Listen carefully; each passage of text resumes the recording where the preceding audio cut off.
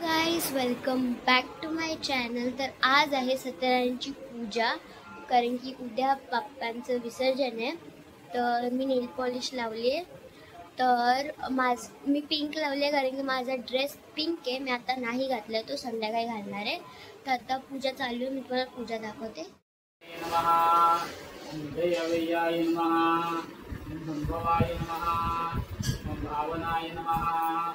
ओम भक्त्रे नमः। ओम प्रभुवाय नमः। ओम प्रभुवे नमः। मी सत्यनारायणचा प्रसाद करते।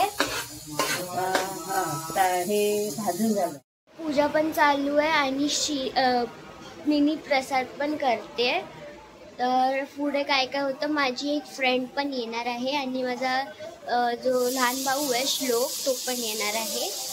तर काय माहिती, आताच आरती झाली आहे।